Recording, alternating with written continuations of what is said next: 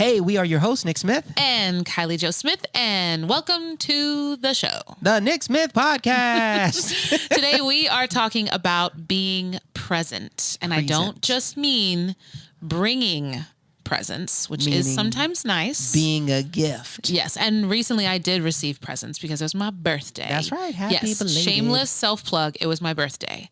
And it was awesome. And I received... Send money too. No, I'm just kidding. I received wonderful presents. I loved the presents that I got. But more than that, I loved being like present with other people. I loved having people present with me, celebrating with me.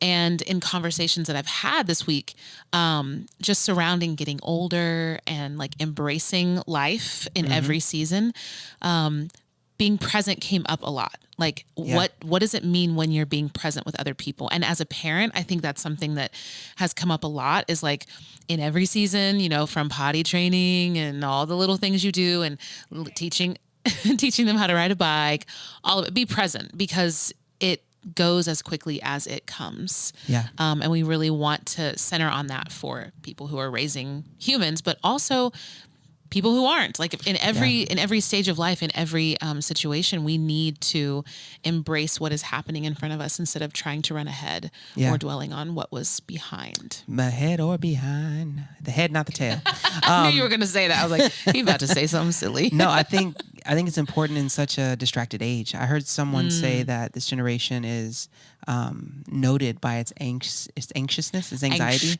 Angstiness. Is you anxious? It's Are you feeling anxiety? a little bit. I had a speech teacher one time in college, as a side note. She pronounced the word ANXIETY as anxiety. Well, she was from the South, though. She had a little... Yeah, but no other word that she said sounded like that. It was like, she'd be like, everyone, today we're going to talk a lot about anxiety. Every now and again, my accent slips out and I say sell instead of sale. Sale. Anyway. It depends on what you're trying to say. I can't tell anymore. I can't tell or tell. It's the same thing to me. You heard it here first, folks. But we are in an age of anxiety.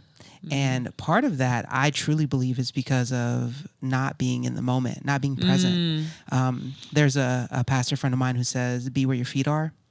That's and I good. think a lot of times we are where our phone is. We are where our thoughts are. We are where our plans were. And maybe they're going awry. We are where yesterday was instead of being present. And I think it's causing a lot of people a lot of stress. I know for me, those moments that I feel that I'm not present, the moments that I feel the most disconnected are the moments I do feel the most anxious or I feel the most frustrated in the moment because I'm already thinking ahead of like, oh man, this next thing that I have to do, I'm behind on that, or I'm frustrated about what just happened instead of being present in the moment. And there's so much to be said about being in the moment. It really is a testimony of faith to be like, I'm not going to live in the past because I can't do anything about that. Like, it's okay to reflect. It's good to reflect, but we can't live in the past. Yeah. And it's okay to plan. It's good to plan, but we can't always be anxious about the next upcoming thing. Yeah. Yeah. That's good. Being present is necessary. Yeah. And it's also like so much of the trends in like psychology or parenting or whatever it is, because we have all of the information at our fingertips. Yeah. We are constantly inundated with so much information to process. And a lot of the things that begin to shape our story, our narrative, which is another episode you should watch. Check that one out. So many things begin to tell us to look at the past in depth. I mean, how many things in like the modern psychological whatever are saying like, go back to your childhood and relive and go back and think about all these things that now we can attribute our behaviors and our patterns to. But that's going back, and it's a lot of times reliving and rehashing, and we're just so caught in these thought loops and overthinking. I don't know if anybody else is an overthinker out there. Welcome. You are welcome here. You guys should don't get think too much about it. We should get jackets, but we'll be thinking too much about what they should look like. That's true. That's true. But like overthinking and overanalyzing and trying to figure out the why and the how and all of those things. And then before we know it, we've missed most of what's happening in front of us. And how many of you listening, like you work a job where it's really hard for you to turn off when you leave the job. You're thinking about what you have to do the next day. You're thinking about all the things you didn't get done today. And you get home, and the people in your home, if you have little ones or a partner or spouse, like they're trying to have your attention and wanting to unpack the day with you or just have dinner with you. And you're so busy thinking about all those things left undone and things yet to do. You miss out. Like you can miss a whole evening, 4 or 5 hours for what? And I'm saying that from experience of just like, oh, wow, like this wasn't worth it. It wasn't worth all of the frustration in my mind because I missed out on the stories and I missed out on experiences that were really formative and life-giving. Yeah. And I think there's a rhythm to life where we are supposed to, reflect. We're supposed to decompress. But if we spend too much time in that, like overthinking, there's this false understanding that the more you know, the better you'll be. But it's not always about information, right? Because you can know a ton of stuff, but if you're not actually living according to the truth of the good that you know, then your knowledge isn't wisdom at that point. It's just a bunch of facts. And so sitting back and being like, decompression turning into venting, turning into rambling, and turning into ruminating. That's great. Great word. Good job. Give yourself, have a drink of tea. There you go. You won that. Good job.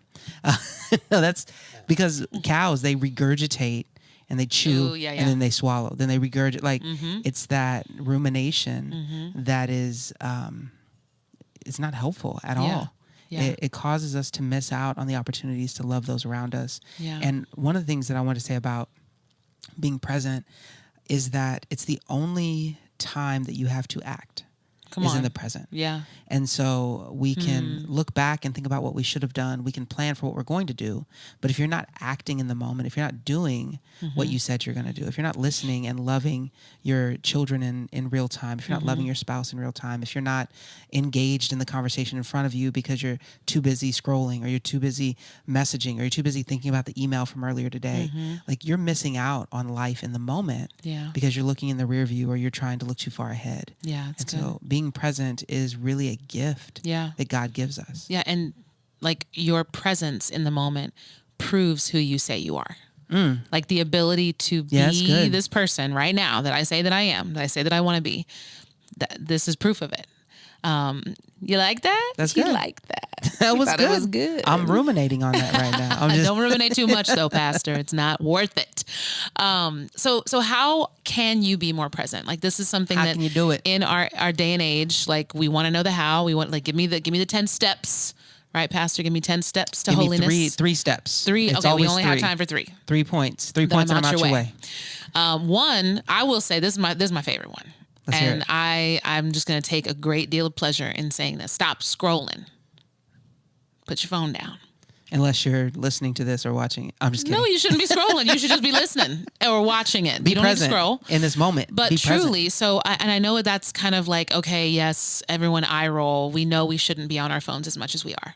Like we've got the research is showing like what all of this constant screen time is doing to our brains, our emotional intelligence, our capability for growth. Our mental health. We know. We already know it. But it's just like people who smoke cigarettes already know. That the information's out there. Hey, you are more likely to get cancer. You're going to be sick. You're more likely to catch certain illnesses. Like all of this is there. It doesn't stop people from continuing to go out and spend. How much is it? Like $10 a pack? I have no idea. It's crazy. No okay. No clue. I don't do that. But I'm not saying it just like we tell people you shouldn't smoke. You shouldn't be on your phone as much. I'm saying it like there are ways that you can guard your heart and your mind and your time. And it's about being intentional. So instead of reaching for that as the first thing that I'm going for in the morning. Or when you're bored. Or if somebody takes a pause in their conversation. Or if you're not paying attention to what's happening in the classroom. There's a lot of reasons we reach for the phone. So instead of doing that, what should we do? We have to be intentional. Okay. So define what is your phone for. Define what am I using this for? If it's your little mini computer, which I understand because sometimes we got to work on the go, then plan the time that you're working. Plan the time that you're available to answer calls and text messages. Text messaging is so hard to control because other people can reach out whenever, but you can control when you're answering it. Yes, you can control when you're reading it. You can control whether or not you leave it unread, not on read, unread. That's one of my favorite things to do right now. Like right now I have a lot of unread messages. Y'all, she has so many unread messages. It's crazy. But listen, and if you're one of those people that I probably left you unread, it's because I'm not going to answer until I have the time and the energy and I can sit down and give you what you deserve in an answer. So that's what it is for me. I keep myself from that. And it's been, I had to learn the hard way. Like, okay, I can't just be spending all my time on this. So putting the intention behind the time. Okay. And the purpose of this device. Yeah. And then also like being able to reframe entertainment. Well, I want to speak to that a little bit. Go ahead. So, I think you should. Thank you for that. Pass the mic this way. Yes. One of the things that I find myself falling into is micro-dosing of relaxation. Ooh. Like a micro dose, a little hit of dopamine here and there. And it's because I have in seasons not scheduled my time well so that I don't have intentional relaxation time. I don't have intentional breaks throughout my day. You have to take it where you can get it. Yeah. And so 3-minute scroll, 10-minute, 15-minute, or like watching some YouTube videos or watching funny reels or something is like, okay, this is my little break. You know what I mean? It's my cigarette smoke. It's my cigarette break of the day. Oh boy. But if and when those moments where I take, okay, instead of taking 3 minutes here and 5 minutes here, I'm going to do what I need to do now. I'm going to stay present. And then this evening, I'm going to put on a movie and I'll be able to have time with my family and really be entertained and relaxed and eat popcorn and just enjoy the night. But that only happens when I'm intentional about, okay, I'm working right now. I need to get my work done. And then instead of trying to microdose relaxation, I need to actually be intentional about taking breaks and taking intentional time where I'm being edified in my relaxation, quote unquote, my time away. Yeah. Because honestly, when we just microdose like that, it's not really giving us what we're after. Like you're looking for a way to like disconnect. Yep. So I guess maybe it's giving you that, but you're looking for a way to like, it gives you that, but doesn't give you the long-term thing that you want. And I think you mentioned the like taking your smoke break. I think it's funny. I had a professor who talked about why he smoked for years. But then the same professor. Yes, we did at different times. Wichita State, what's up? That's right. Ron Mattson, Dr. Ron Mattson. I don't know where he is right now, but he's great. Hey. So he talked about how he used to smoke for years and then he quit. But he realized something. It was like when he pulled out the cigarette and the lighter, people who weren't smokers, who weren't going to join him, or even people who were smokers, they would tend to walk away. It was like, oh, okay. So he said they would just stop talking. That's right. They would stop talking so he could then engage in he can light a cigarette. Yeah. And he knew how much time it took. And he had this cool demonstration he would do in class of like, who in here has a cigarette and a lighter? I want to show you something. I'm going to tell you exactly how long it takes for me to do this. Yeah. I haven't smoked in this many years, but I know exactly how long it takes because that's how long I knew I had when I would go to light up. I think in the same way we use our phones to disconnect, to not be present, to numb, to avoid uncomfortable situations or feeling like we are isolated or to avoid rejection. Like there's ways we use it, just like someone might use cigarettes I know I can get away from this. And so just something to think about how you can be more present. It's going to take that uncomfortableness of letting your phone just stay in your pocket or your purse and being like visibly present and physically present with people and looking them in the eye and having conversation that might be uncomfortable for a little while. But ultimately, I think we all find that conversation and connection is always worthwhile.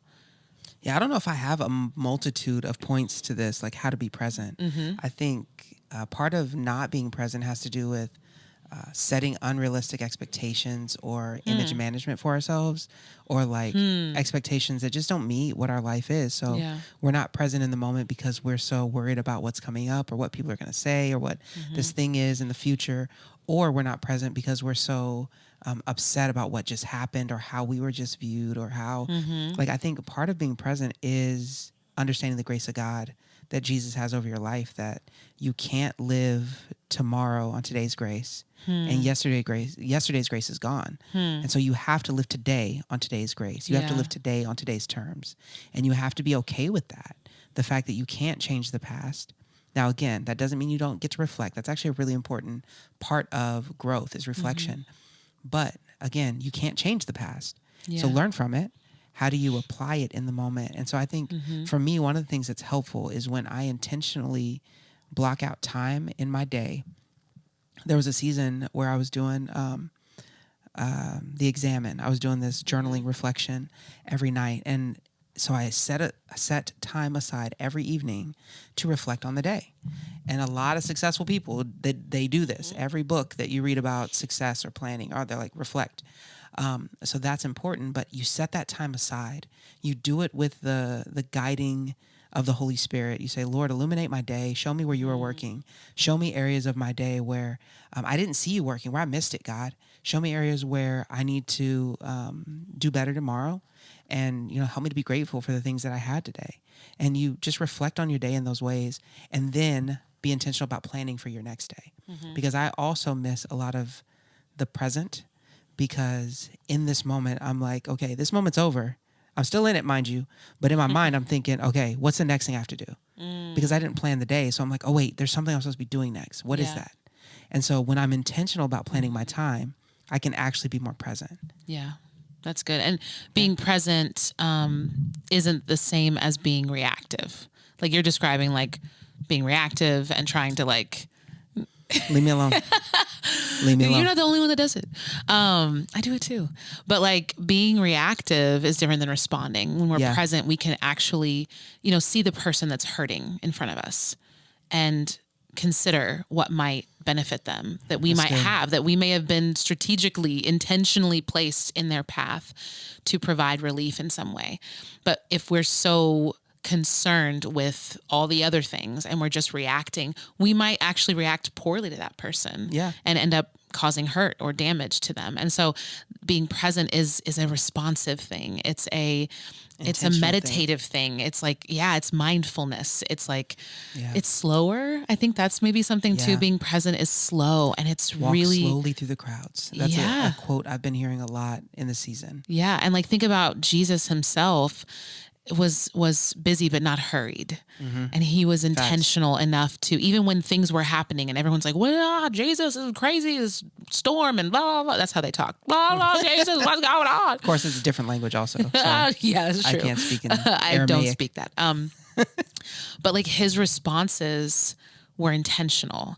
He had, of course, foreknowledge, foresight. Like he was able to see what was coming. Also, the whole God thing. Yeah, just being perfect in all those ways. But also, he shows us in human form how we are to respond, even in our limited understanding. It's like, how can I listen and see? And I can only do that when I'm being present instead of trying to run 10 steps ahead of my life. So, hold on, just real quick before we close it out. All right. That just reminded me of the passage where it says, stay in step with the Spirit. Right? You can't run ahead of the Holy Spirit. You can't be lagging behind. Staying in step means like it carries with it that idea of being present. That's the with God like experience. With really God is. Life. Yeah. With Jesus. All right. Well, we hope this has been something encouraging for you, that it's been real and practical, and it's built you up in faith. That's right. And until next time, church, family, friends, buddies, pals, sisters, brothers. Everybody. Be blessed. Be blessed.